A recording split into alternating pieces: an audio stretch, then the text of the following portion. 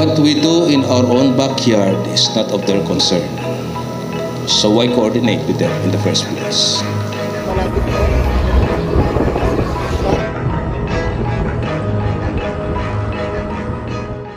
Magandang araw mga ka-aerial defense, may ibabahagi na naman ako sa inyo dahil ngayong araw na ito ay may bagay tayong pag-uusapan. 5 warship sabay-sabay na naglayag sa karagatan ng Pilipinas. AFP sinabihan ang China na huwag makialam. Pero bago tayo magpatuloy, huwag mo muna kalimutan mag-like, share, and subscribe. Paki-follow at like muna ng aming page na nasa description na ang link. Warship ng Pilipinas kasama ang 4 pa na barkong pandigma ng ibang bansa, sabay-sabay ba naglayag sa West Philippine Sea upang isagawa ang air defense exercise?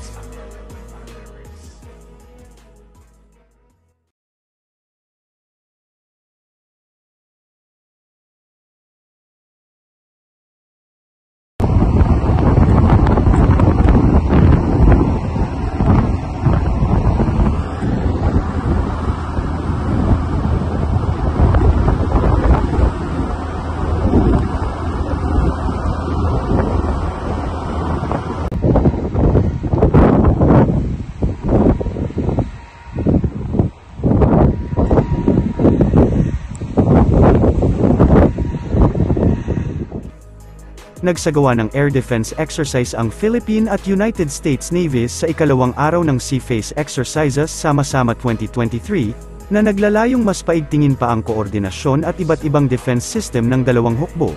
Ang naturang pagsasanay ay itinuturing na mahalaga, partikular na sa pagpoprotekta sa mga vital asset, at maging sa pagpapanatili sa kahandaan ng naturang mga naval forces. Nanindigan naman ang Armed Forces of the Philippines na wala dapat pakialam ang China sa isinasagawang rotation and resupply mission ng mga tropa ng militar, sa mga sundalong nakadeploy sa BRP Sierra Madre sa bahagi ng Ayungin Shoal. Sa isang pahayag ay sinabi ni AFP spokesperson Colonel Medel Aguilar na, none of their business, ang misyon ng Pilipinas sa nasabing lugar, dahilan kung bakit wala aniyang karapatan ang mga ito na makialam sa operasyon ng ating bansa. Sinabi ng tagapagsalita ang naturang pahayag kasunod ng inilabas na statement ng China kung saan kinokondena nito ang misyong isinagawa ng 4 na barko ng Pilipinas, para sa pagre-resupply sa mga sundalong nasa Ayungin Shoal, kasabay ng kanilang walang katapusang claim na pumasok umano ng walang pahintulot ang mga barko ng Pilipinas sa kanilang teritoryo. Kung maaalala ninyo, una nang isiniwalat ng Philippine Coast Guard na tinangka ng Chinese Coast Guard na harangan ang mga resupply boat ng Pilipinas, ngunit gayunpaman ay iginiit naman ng AFP na sa kabila nito at ng iba pang insidente ng panghaharas ng China sa West Philippine Sea na nananatili pa ring mataas ang moral ng mga tropa ng Pilipinas, at pawang nananatiling determinado pa rin aniya ang mga ito na magtrabaho para protektahan ang interes ng ating bansa. Tama lang ang ginawa ng ating AFP na sagutin ang mga bintang at pakikialam ng China sa mga misyon ng Pilipinas sa West Philippine Sea, dahil alam naman ng buong mundo na ang China ang dahilan kung bakit magulo ang West Philippine Sea.